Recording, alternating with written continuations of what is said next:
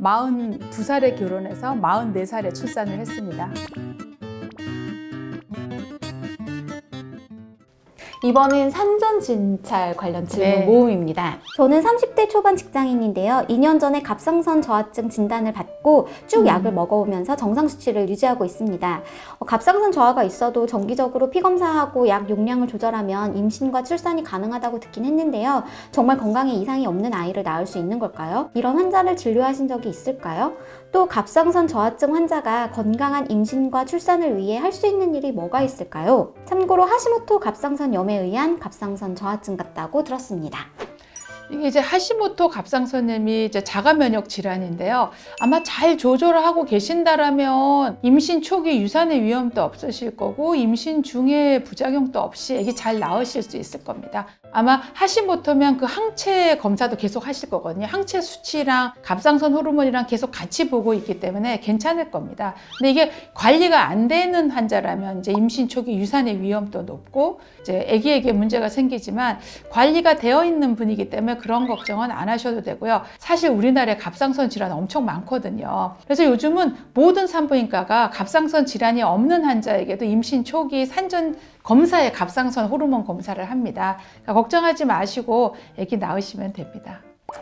이 질문 정말 저도 임신했을 때 많이 한 질문인데요. 염색, 피부과 시술, 레티놀 화장품, 젤네일 등은 임신 기간 동안 금지인가요? 헤나 염색은 정말 안전한지 궁금합니다. 이러다 백발이 될 것 같아요. 염색 괜찮습니다. 해도 됩니다. 헤나 염색, 염색이 걱정되니까 헤나 하고 싶으신 거죠? 아무거나 색깔 잘 나오는 거 하시면 되죠. 피부과 시술이 어떤 게 있을까요? 비타민 C 주사 이런 거면 괜찮을 것 같아요. 보톡스, 필러? 보톡스는 안 하셔야죠. 네, 안 해줄 겁니다. 병원에서. 필러? 색소 침착이 임신 중에 호르몬의 변화가 오잖아요. 태반 때문에. 그래서 제 생각에 이런 것들은 좀 안 하시는 게 급한 게 아니면 그 피부과 의사랑 상담해봐야 될 것 같아요. 제 생각엔요.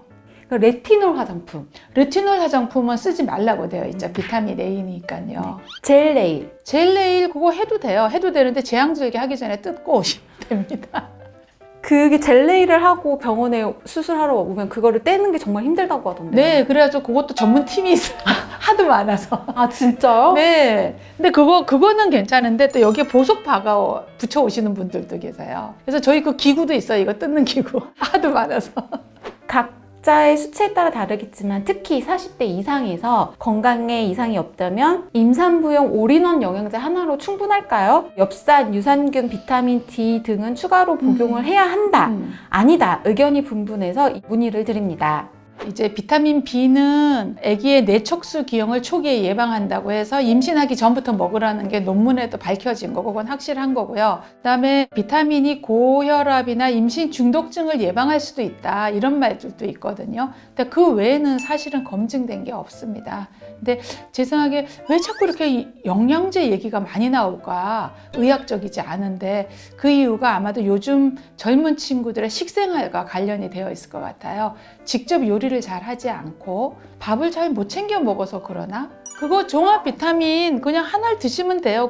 굳이 여러 알 드시지 마시고 걱정이 되시면. 근데 이제 임산부 종합 비타민의 특징은 비타민 A 용량이 낮아요. 보통 6,000 단위 들어가 있는데 임산부는 3,000 단위 정도 용량이 낮춰 있거든요.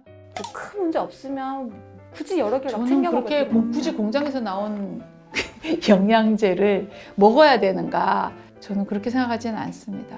그거랑 비슷한 질문이 또 하나 있는데요. 지금 임신 10주 차인데 임신 전부터 지금까지 엽산은 꾸준히 먹고 있는데요. 그 외 영양제는 챙겨 먹지 않았습니다. 그런데 주위에서 놀라면서 저한테 애 두뇌 형성이 중요하니까 챙겨 네. 먹으라고 해서 지금 비타민 C, D, 아연, DHA를 챙겨 먹고 있는데요. 저처럼 좀 늦게 영양제를 챙겨 먹으면 아이 두뇌 성장 등 발달 과정에 문제가 있을 수 있을까요? 이게 이제 우리가 보이지 않는 거에 가지고 자꾸 그렇게 얘기하면 갑상선도 마찬가지고요. 이 영양제도 그렇고 애 두뇌 이거 우리 애 나 머리 나쁜 애 나오면 큰일 난다 이런 걱정 때문에 자꾸 그러는데요. 걱정 안 하셔도 돼요. 이미 12주 되면 장기도 다 형성되었고요. 글쎄 비타민이 태아장기에 영향을 미친다는 건 비타민 B밖에 없거든요. 엽산제를 충분히 드시고 임신 전부터 드셔오셨다면 저는 걱정할 사항은 없다고 봅니다. 초음파 초음파 검사가 아이에게 안 좋을 수도 있다던데요. 흔히 기형아 검사라고 불리는 검사는 큰 병원에서 이중으로 시행해도 괜찮은가요? 초음파는 사실은 그렇게 위험하지 않습니다. 그래서 임산부에게 초음파를 하는데요.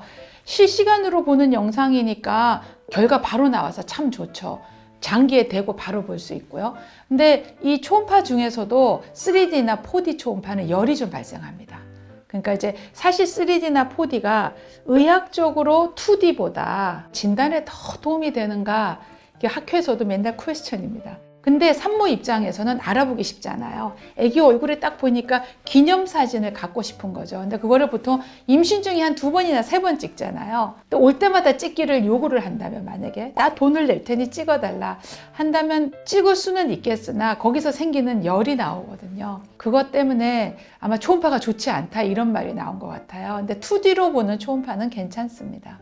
음주 흡연이 물론 안 좋지만 몇몇 분은 죄책감과 걱정에도 금연이 어려우신 것 같고 나름 맞아요. 논문 등 결과도 이야기하시던데 음주에 비해서 담배나 전자담배가 기형아 문제와 관련이 얼마나 있는지 궁금합니다. 흡연은 기형아보다는 엄마와 아기 사이에 산소와 영양 공급에 문제가 있는 거거든요. 그래서 저희가 흡연을 최대한 줄여보고 정 끊을 수 없는 분들은 영양제를 꼭 챙겨 드시라고 그러고, 식사를 더 챙겨 드시고 탈수되지 않게 물 많이 먹으시라 하고 하면서 아기를 보죠. 애 커가는 성장 속도를 보죠. 못 끊으시는 분들 계세요. 그분도 힘드시겠죠, 이제.